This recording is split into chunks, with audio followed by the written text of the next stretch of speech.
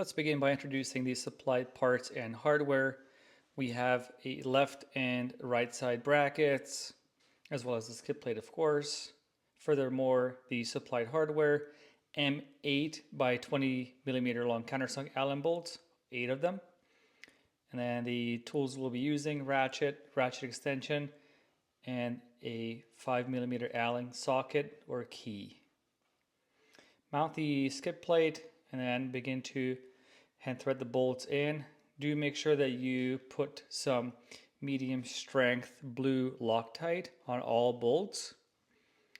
And then as you proceed, put the next bolt in, hand thread only, turn it a couple of times, move to the next one.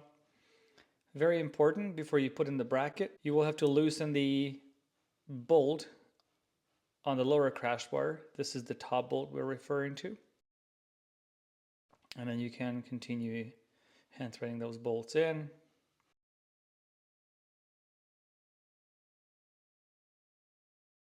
It's very important that you leave all the bolts loose so that the whole skid plate and the brackets can rattle, because you might need a little play in order to line up all the mounting holes.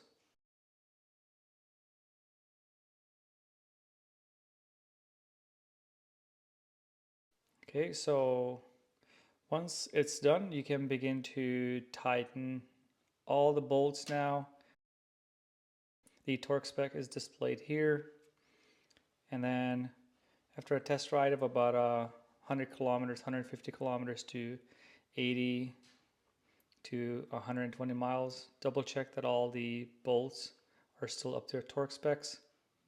Should you have any questions, feel free to reach out to us, info@outbackmotortech.com, or call toll free 877-931-3636.